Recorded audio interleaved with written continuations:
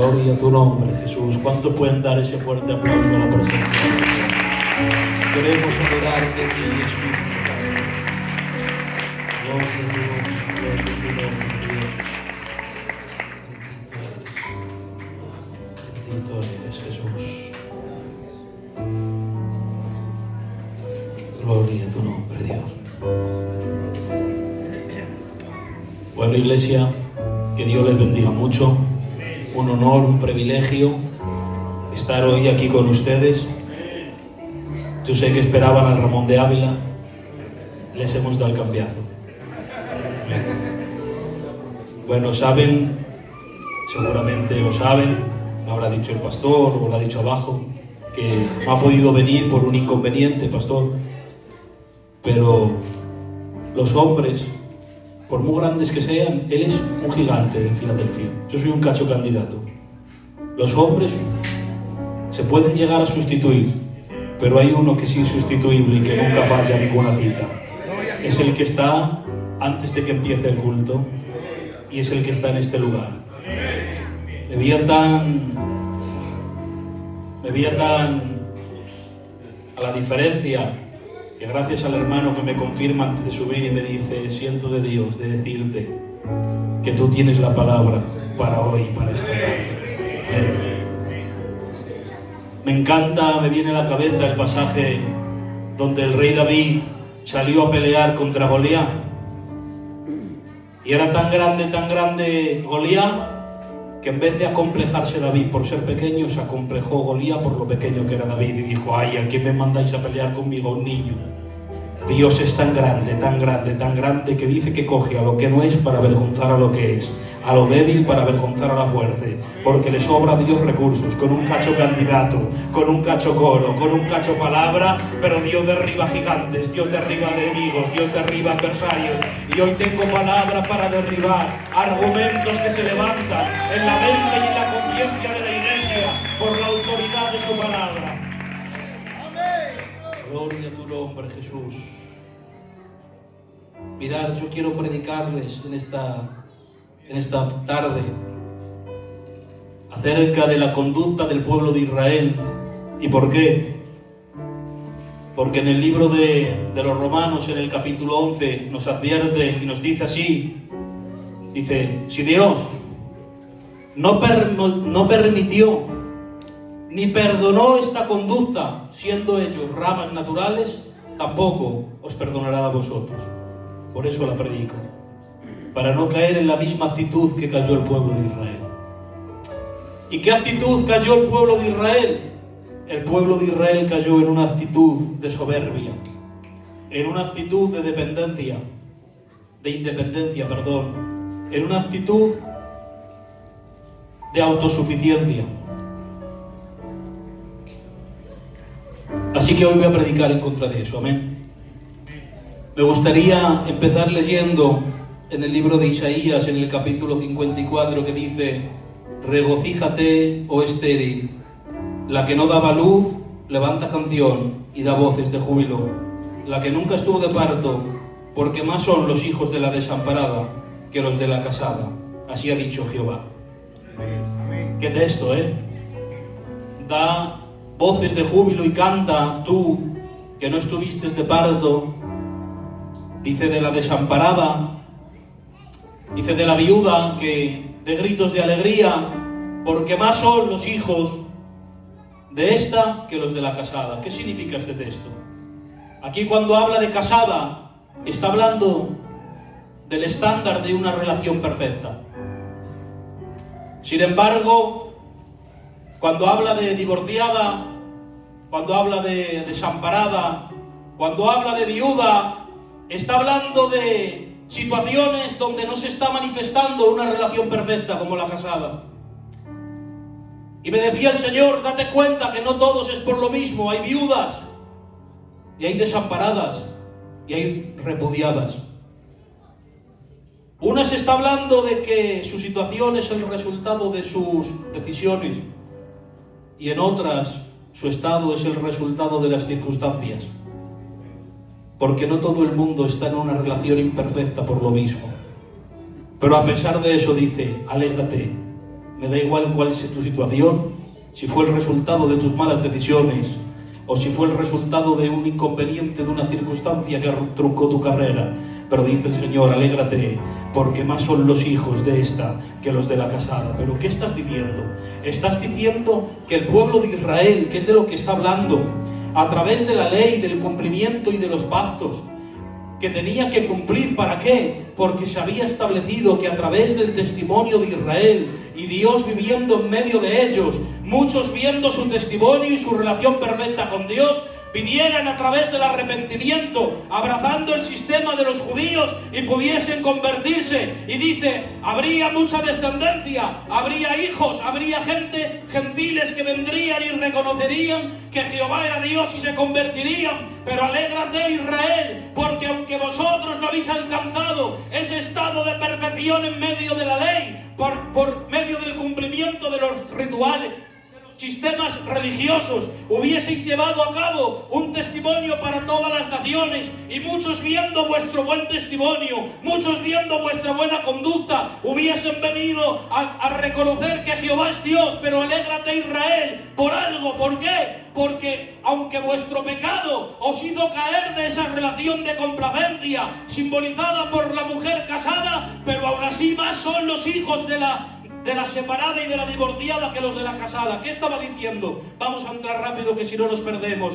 Estaba diciendo Dios, mira, mi plan y mi propósito no era que la salvación viniera a través de Israel, aunque ciertamente en un tiempo Israel fue usado como el instrumento. Por eso le dijo, ciertamente la salvación viene de los judíos, pero Israel no era la base. Israel solamente era un medio más, a través del cual Dios iba a traer su propósito. Pero cuando viniera el tiempo perfecto, la manifestación del Hijo de Dios, cuando viniera Jesucristo, la verdadera, entonces entenderían Israel que el plan perfecto de salvación no eran ellos, sino era Jesucristo. Y entonces, cuando lo entendieran, se darían cuenta que habría más gloria y más descendencia, y que el Evangelio alcanzaría más lugares, que si se hubiese mantenido solamente a través de su conducta y de su cumplimiento. Por eso le dice, Israel, alégrate, no por tu pecado, sino porque jamás te entregué aquí las llaves. No se basaban tus virtudes, pero tampoco tus defectos pueden frenar mi propósito. Tú no tenías las llaves de mi propósito. Las llaves de mi propósito las tenía Cristo. Las llaves de su propósito las tenía Él. Por eso dice, más son los hijos de la divorciada, del que entiende que esto no depende de nuestra conducta, que no depende de nuestro cumplimiento, que depende del poder suyo, que depende de su gloria, que depende de su propósito, que depende de su soberanía. Por eso dice, alégrate, Israel, no de tu pecado, no de tu pecado, pero sí que a pesar de tu pecado, Israel, no has conseguido arrancarle las llaves del propósito de las manos de Dios. Las sigue teniendo Él. Él es el soberano. Por eso dice en el libro de Romanos, en el capítulo 9, viendo el apóstol Pablo cómo Israel estaba postrado, cómo Israel no había logrado entrar a través del cumplimiento de la ley hasta alcanzar lo perfecto del Evangelio, lo cual hubiese sido mucho mejor. Pero bueno, una vez no alcanzado, todavía había solución para ellos. Por eso dice el apóstol San Pablo, ciertamente mi oración y mis ruegos por ellos, ¿para qué? Para salvación. Ay, qué bonito, Pablo. Ahora que te has convertido al Evangelio, ruegas por ellos para que se conviertan. Pero cuando estabas en el judaísmo, los perseguían si blasfemaban el nombre de Dios y los mataban. ¿Sabes por qué? Porque el espiritual no es como el carnal. El carnal y el religioso mata por sus principios, pero el espiritual muere por ellos. Por eso dice Pablo, prefería yo ser condenado en lugar de ellos. ¿Sabes? Déjame decirte, no mates con tus principios, que eso es de religiosos. Muere por ellos, porque eso es de espirituales. Se queda mirando el apóstol Pablo y dice, ciertamente deseara yo morir por ellos, pero ¿quién te crees tú que eres, Pablo? Y dice Pablo, no me estás entendiendo. Es un deseo que lanzo, pero es un deseo imposible de alcanzar. Es algo hipotético, ¿sabes por qué? Porque Dios lo ha hecho todo por ellos, y habiendo hecho Dios todo por ellos, no me estoy poniendo en el mismo lugar que Él diciendo, ojalá mi sacrificio valiera. No, estaba diciendo, sabiendo que la gloria de Dios, el Dios en su gloria ya ha intentado todo, voy a decir yo y a lanzar un deseo que es imposible, pero expreso un sentimiento. Ojalá se salven, ojalá se conviertan. No estaba Pablo rivalizando con la gloria de Dios, estaba Pablo descansando en la suya y estaba diciendo: si Dios todavía no lo ha conseguido, pero en mí está el deseo, ojalá se salven. ¿Y sabes por qué? Y dice Pablo: porque ciertamente a ellos les ha sido confiado la palabra, a ellos les ha sido confiado la ley, a ellos les ha sido confiada la presencia, a ellos les ha sido confiado el templo. Cuántos privilegios, cuántos honores, pero ¿de qué les valía si no tenían a Cristo? ¿De qué les valía si los privilegios, en vez de llevarles a vivir más cerca de Dios, hicieron que lo rechazaran? Ay, qué bonito es heredar el Evangelio, ay, qué bonito es heredar este lugar, pero ¿de qué te valen tantos privilegios si no le tienes a Él? Ay, Dios mío, qué pena que se conformaron tanto con las cosas de Dios que se olvidaron de intentar alcanzar al Dios de todas las cosas. Qué bonito es el coro si te lleva a conocer a Dios, qué bonito es el ministerio si te hace vivir en intimidad, qué bonito el privilegio que te da ventajas, pero ay, qué malo es el privilegio que te conforma, el privilegio que te cierra los ojos y que no te hace ver tu necesidad. Tantos privilegios tenían, pero no se habían encontrado con Él. Y dice Pablo: ciertamente vosotros tenéis la ley, tenéis el testimonio, tenéis el templo, tenéis los profetas, son parientes vuestros según la carne, de los cuales vino Jesucristo. Ay, tenéis todo, pero lo habéis rechazado a Él. Qué pena. Qué bonito es heredar el Evangelio. Qué bonito es nacer en una casa cristiana, pero que no te conforme ni te confunda si todavía no has tenido un encuentro con Él. Amén. Gloria a Dios.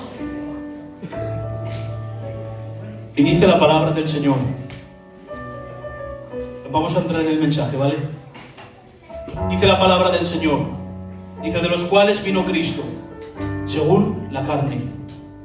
Qué cosas, como algo tan espiritual y tan de Dios, como era la encarnación del mismo Dios, venía según la carne. ¿Sabes que este mensaje va de cómo Dios empezó a separar la carne del espíritu? Viene según la carne, es pariente vuestro según la carne, pero escuchadme, no lo mezcléis. Viene Dios separando lo carnal de lo espiritual para que no se mezclen. Y ahora empieza a decir: porque ciertamente Abraham, ahí el deber, no todo israelita es verdaderamente israelita, no todo el pueblo de Dios es ciertamente descendiente del pacto y de la promesa. ¿Y por qué? Y dice: porque a Abraham se le dijo. Nota cómo empieza a separar lo espiritual de lo carnal. Cuando Abraham se veía viejo, y cuando Sara se daba cuenta, Abraham, que era estéril y no podía engendrar, Abraham dijo en su mente: tendré descendencia con la sierva, y entonces adoptaré ese hijo, y será el lugar del hijo de la promesa. Y haciendo esto Abraham, según su estrategia y su sabiduría, entonces engendró a Ismael. Y dice la Biblia que el apóstol Pablo le dice: no todo descendiente, porque mirad el caso de Ismael, que fue concebido según la sabiduría de Abraham, y Dios lo desechó. ¿Te das cuenta cómo empieza a separar Dios lo espiritual? Estaba diciendo Abraham: esto no se fundamenta en tus estrategias, esto no se fundamenta en tus planes, esto no se fundamenta en tus administraciones.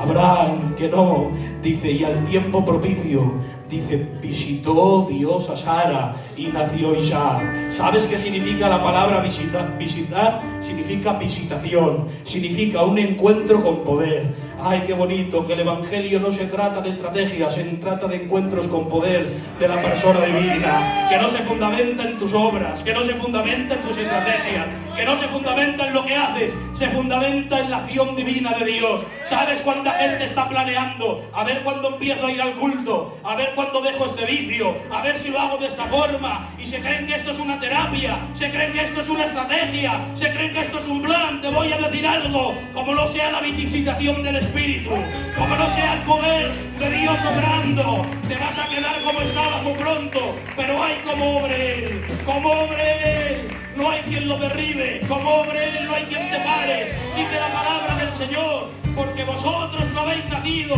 de la semilla corruptible, sino de la incorruptible, por la palabra de Dios que vive y que permanece. ¿Sabes de qué te vale la permanencia si sin vida? ¿De qué te vale nacer de la semilla corruptible? ¿De qué te vale nacer del evangelio de venta al culto que haces en casa?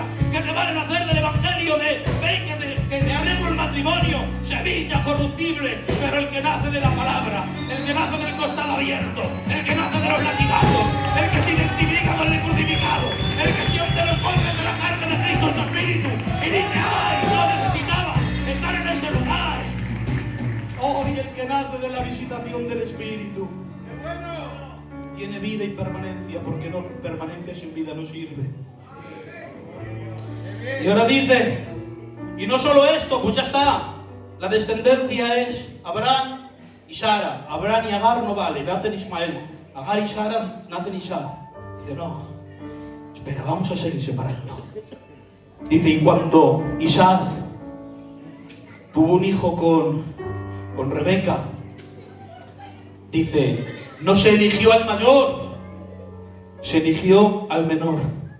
Y Dios separa otra vez. Abraham, que tú eres judío, pero que yo no. Que mi plan no se va a fundamentar en parámetros ni en criterios culturales.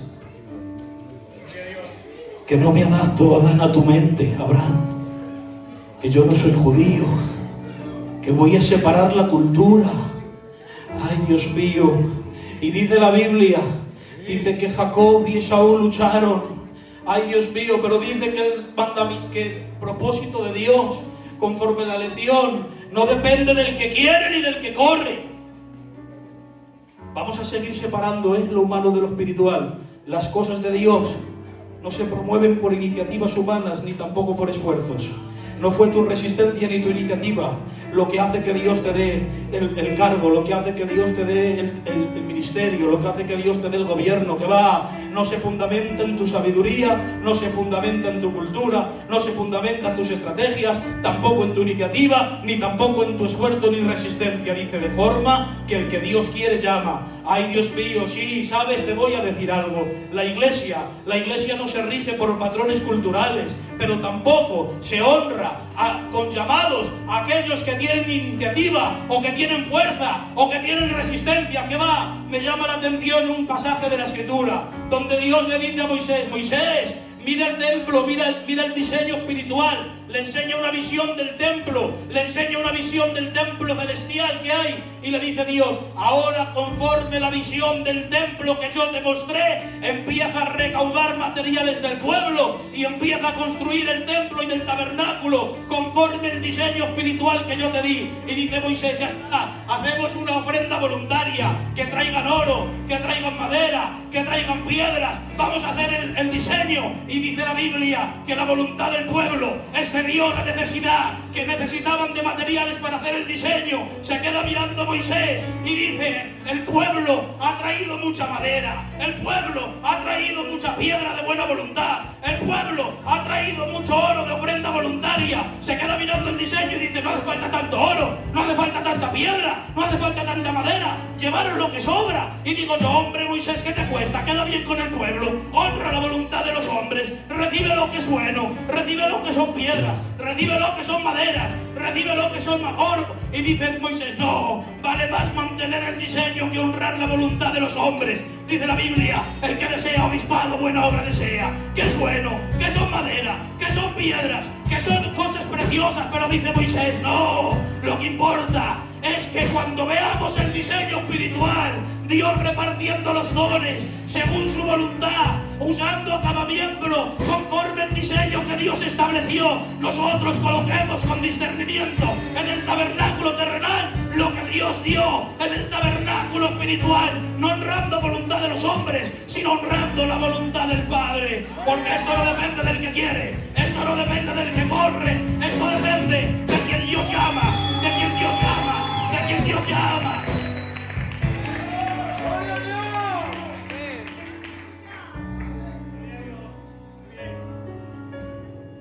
No depende del que quiere y del que corre, vamos a separar.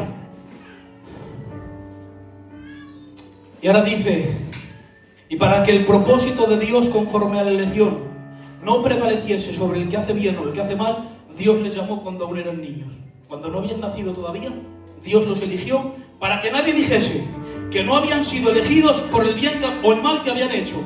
Tú mira, Dice Dios: Jacob, tú vas a ser el heredero de mi promesa, te la doy a ti, pero te la voy a dar antes de que nazcas, para que nadie diga que conseguiste robarla porque eres un usurpador. Y a ti, Esaú, a ti no te la voy a dar, pero que nadie diga que la perdiste porque eras un profano, ¿sabes? No puedes robar lo que Dios no quiere darte, y tampoco puedes despreciar ni desechar lo que Dios no te entregó. Sin embargo, ¿sabes? Te voy a decir algo. Jacob fue responsable de robar lo que Dios le había dado legítimamente, y Esaú se hizo culpable por despreciar lo que Dios no le había dado. Esa es la responsabilidad del hombre. No puedes alcanzar lo que Dios no te dijo.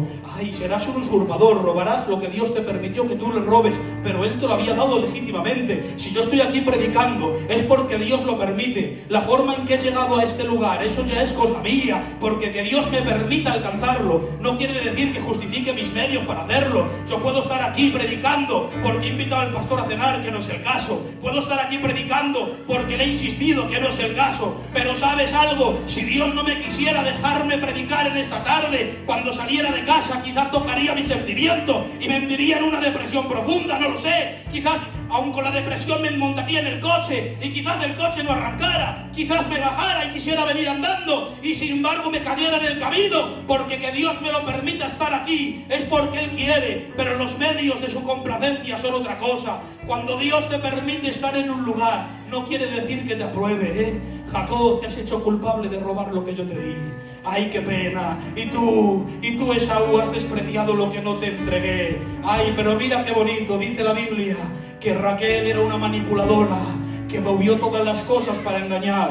Isaac tenía favoritismo y era ciego. Esaú era un profano y despreciaba las cosas de Dios. Y Jacob era un usurpador y quería robar sin entender que no podía alcanzar lo que era de Dios por esfuerzo. Sin embargo, tengo que decir otra cosa: ni Jacob lo alcanzó, ni Saúl lo perdió, ni Raquel lo promovió, ni Isaac tampoco lo permitió, sino que cada uno obrando de acuerdo a su maldad y a su pecado. La voluntad perfecta del Padre se hizo por encima de todos los hombres, porque te voy a decir algo: Dios no está mirando la obra como impotente sin poder hacer nada, y uno poniendo por favoritismo, el otro levantando por conveniencia, el otro deseando ponerse en un cargo por compadreo, y Dios quieto. No, te voy a decir algo: los hombres obrarán de acuerdo a su maldad, los hombres obrarán de acuerdo a su pecado, pero Dios es soberano. Dios pone, Dios quita, Dios abre, Dios cierra. Él tiene el control, Él tiene el gobierno, Él hace lo que quiere, cuando quiere y como quiere.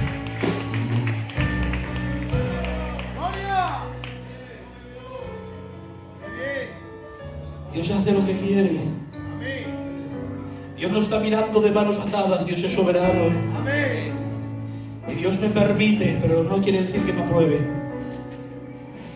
Y ahora dice entonces, ¿es injusto Dios que llama a quien quiere? Y dice no, porque está escrito que Dios le dijo a Moisés: Moisés, tendré misericordia del que quiera y me compadeceré del que me compadezca. Moisés ruega porque el pueblo peca. Dios perdona al pueblo, pero Dios le dice a Moisés: Moisés, me compadeceré del que me compadezca y tendré misericordia del que quiera. Y dice, así como a Moisés le dijo esto, a Faraón también le dijo: te he puesto para exhibir sobre ti mi poder y te voy a endurecer. Y dice, de forma que usó a Moisés y le dijo: tendré misericordia, pero usó a Faraón y le dijo: te voy a endurecer. ¿Qué diremos a esto? Es tan difícil, ¿eh? Moisés, mi misericordia no es una reacción a tu obediencia. Faraón, mi juicio sobre ti, mi ira, no es una reacción a tu pecado. No puedes hacer reaccionar a Dios. Está por encima. Dios no reacciona ni a tu obediencia, ni tampoco enjuició a Faraón por su pecado. ¿Y qué diremos a esto? Y dice Pablo, dice, en una casa hay vasijas para honra y vasijas para deshonra. A uno los uso conforme propósitos de gloria y a otros los uso conforme los propósitos de deshonra.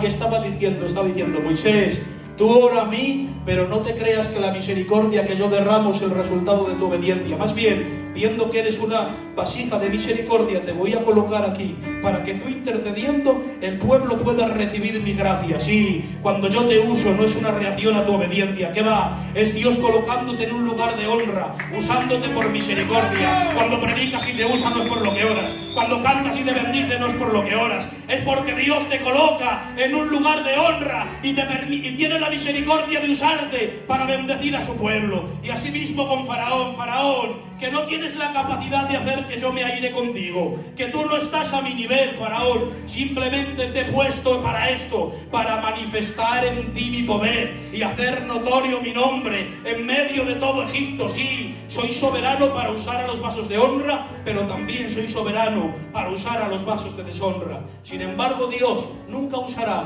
a un vaso de honra para un propósito de deshonra, ni a un vaso de deshonra para un propósito de honra. Eso es imposible. Por eso decían los demonios: iré yo y seré espíritu engañador en boca de los falsos profetas. Y dice Dios: bueno, eres un demonio, ellos son falsos profetas, actúa en la libre y te permito que actúes. Y sin embargo, Dios usa a los de honra y no les permite métodos de deshonra. Unos actúan fuera del gobierno de Dios, permitido por Él. Haced lo que queráis. Actúan de acuerdo a su maldad y obran inconscientemente, colaboran con la voluntad de Dios. Así es Dios. Pero sin aprobación, pero sin complacencia. Pero los de honra no. Los de honra tienen que usar métodos de honra, porque no solamente importa el fin, importa la transparencia, importa la honestidad, importa el honor. Ahí dice Pablo: entonces, si nadie puede resistir tu voluntad, ¿por qué nos inculpas? Porque tu culpa no es resistir su voluntad. Tu culpa es en qué parte de la voluntad de Dios te asocias. ¿Te asocias con la de deshonra o te asocias con la de honra? ¿Estás en obediencia o en desobediencia, en complacencia o dejado del desamparo de Dios? Pero ahora dice: te he usado para hacer notorio en ti mi poder. Fíjate, y manifestar sobre ti mi ira. Pero ¿qué forma más rara tiene Dios de manifestar su ira? ¿Qué forma más especial tiene Dios de hacer notorio su poder? Ahí yo te veo. ¿Sabes? Estaba diciendo Dios: a través de tratar contigo, Faraón, voy a dar a conocer mi nombre. ¿Qué gloria no tiene Dios, que es capaz de tratar los peores asuntos con las peores personas, pero obrar siempre de una forma tan perfecta que aun cuando castiga, está dando a conocer su nombre delante de todos? ¿Sabes? Estaba diciendo Dios: tranquilos, no os pongáis nerviosos. Con este rebelde, cuando yo le trate, le voy a tratar de tal forma que la manifestación de mis juicios va a dar a conocer mi carácter y todos van a empezar a glorificarme por mis obras. ¿Sabes qué bueno es Dios? Qué grande es Dios, que con cada trato que tiene con cada persona, cómo es capaz Dios de tratar con este, cómo es capaz Dios de dejar predicar a este, cómo es capaz Dios de soportar a este. Y está diciendo Dios: tranquilos, que mi trato con ellos está manifestando mi carácter y mi nombre. Por eso cuando le veas predicar, di: ¡ay, cuánta misericordia tiene Dios, cómo soporta! Y cuando veas que lo quita, di: ¡ay, qué justo es Dios! A su tiempo, después de tantas oportunidades, le ha quitado. Porque eso es Dios. Dios trata con todos, y en todas las formas de actuar de Dios se ve su sabiduría, su gloria, su honradez, su fidelidad. Por eso dice: te he usado para dar a conocer mi nombre. ¡Qué bueno! Pero dice la palabra, dice: ¿y qué si Dios? ¿Qué si Dios quiso usar a los vasos de deshonra para manifestar sobre ellos su ira y hacer notorio su poder? Pero ¿qué cosas? ¿Qué dice la Biblia? ¿Y qué si Dios quiere usar a estos para manifestar sobre ellos su ira y su poder? Dice: soportándolos con paciencia. ¿Qué forma más rara tiene Dios de manifestar su ira y su poder? Que no es dejando desembocar su ira, sino soportar con paciencia. ¿Te das cuenta? Si yo quiero manifestar mi ira, si yo quiero manifestar mi poder, si yo quiero manifestar mi fuerza, no lo hago soportando con paciencia, pero es que la ira de Dios siempre está regulada por su paciencia.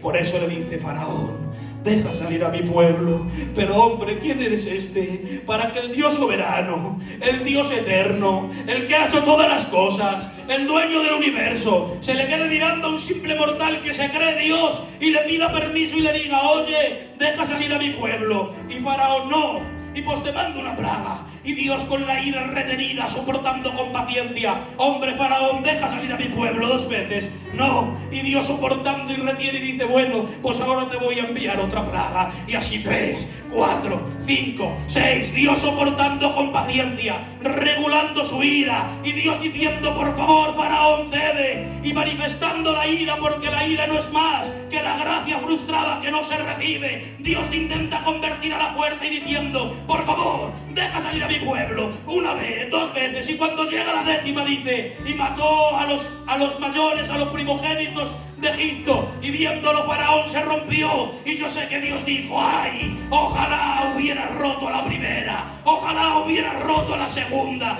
¿Cuántas oportunidades te he dado? No era un juicio que estuviera a la altura, era Dios soportando con paciencia cada oportunidad que Dios te da. Cada vez que Dios te brinda la oportunidad y tú le resistes, no es que sea más fuerte, es que Dios te está soportando, es que Dios te está diciendo: por favor, entrégate de una vez. No quiero ganarte a la fuerza, quiero darte oportunidad.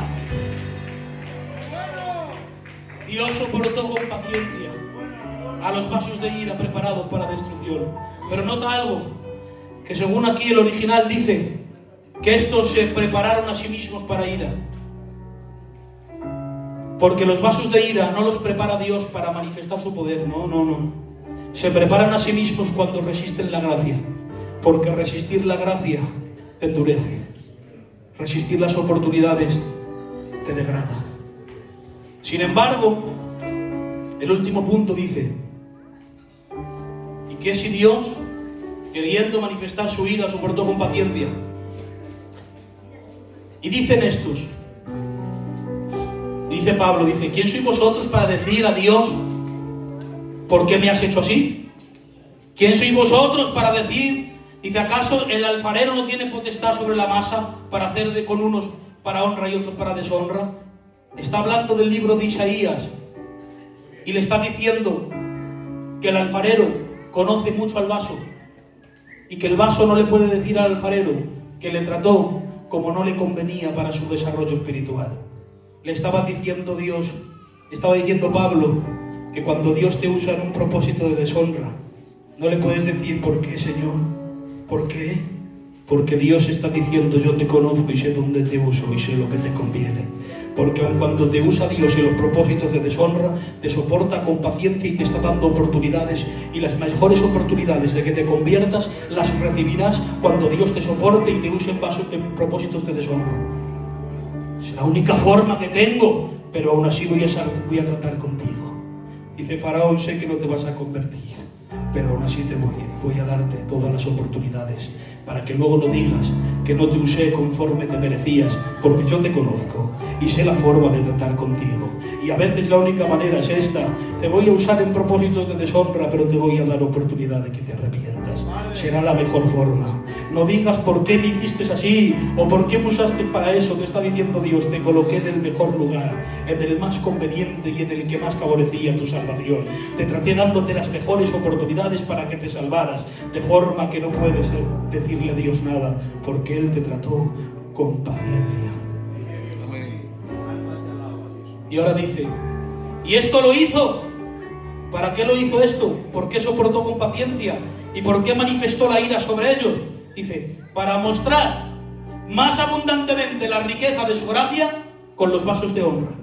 El propósito último de Dios al juzgar a los de deshonra es que los de honra valoren más la gracia que han recibido. Pues si estos, resistiendo la gracia, se convirtieron en vasos de deshonra, Estos, rindiéndose a la gracia, se convirtieron en vasos de honra. Y cuando vieron a Dios condenar a los de deshonra, dijeron: ¡ay! Si la gracia de Dios no hubiese actuado en nosotros, seríamos igual de merecedores de juicio que ellos. Por eso el último propósito de Dios fue que el hombre de Dios entendiera que Dios es justo y que si no hubiese sido por su gracia, nosotros no mereceríamos nada. Y así, de esta forma, manifestó Dios abundantemente la riqueza de su gloria para con los vasos de honra. Voy a cerrar, me queda un minuto, de verdad. Y ahora dice, acaba aquí el mensaje, que ahora dice la palabra, que Dios desecha a Ismael, ¿sí? Dios desecha a Esaú. Dios usa a Faraón para un propósito de deshonra. Pero ¿cómo es tan selectivo Dios? A este sí, a este no, a este sí, a este no. ¿Sabes que cada vez que Dios elegía a uno, aunque aparentemente estaba cerrando el círculo, en realidad lo estaba abriendo? Por eso ahora dice, y acaba el texto de Romanos capítulo 9 diciendo: de forma que donde se os dijo pueblo mío no sois, ahora se os dice sois mi pueblo. Estaba diciendo, Dios desechó a uno, Dios desechó al otro, pero no estaba cerrando el círculo, estaba derribando columnas humanas. Y cuando desechó a todos, se quedó la salvación en su sola potestad. Y cuando le perteneció a él, dijo: ahora no solamente os voy a decir donde se os dice pueblo mío no sois, ahora os digo, sois pueblo mío. Aquí estaba diciendo al desechado Ismael, al desechado Esaú, al desechado Faraón: ahora os recibo como pueblo, porque entendéis que solamente la potestad la tengo yo. Esaú sí, pero a mi forma. Jacob sí, pero a mi forma. Faraón sí, pero a mi forma. Por eso Dios dijo: ahora hago el evangelio universal para todos aquellos que entiendan que es a mi forma, que yo soy el soberano, que es a mi forma de pensar, que yo soy el fiel, que yo soy el justo, que yo soy el que justifica, que yo soy el que da los dones. Y cuando los hombres entiendan que solamente está en mis manos, entenderán que el evangelio es para todos, porque yo no hago acepción de personas. Esaú sí, pero a la forma de Dios. Faraón sí, pero a la forma de Dios. Iglesia, solamente a su forma vamos a ver la gloria de Dios. Solamente a su forma vamos a ver más descendencia que es ahora. Cuando quitemos la cultura, cuando quitemos la fuerza humana, cuando quitemos las estrategias, cuando quitemos todas las cosas, cuando reconozcamos que la misericordia no viene por nuestra oración, sino porque Él quiso. Entonces, cuando le reconozcamos a Él como soberano, va a derramar Dios gloria, va a derramar Dios unción, se va a llenar este lugar. Vamos a incendiar León con la gloria de Dios, porque la gloria va a ser siempre atribuida a Él, al soberano, al santo, al Dios bendito por los siglos. A Él la gloria. Que Dios le bendiga, iglesia.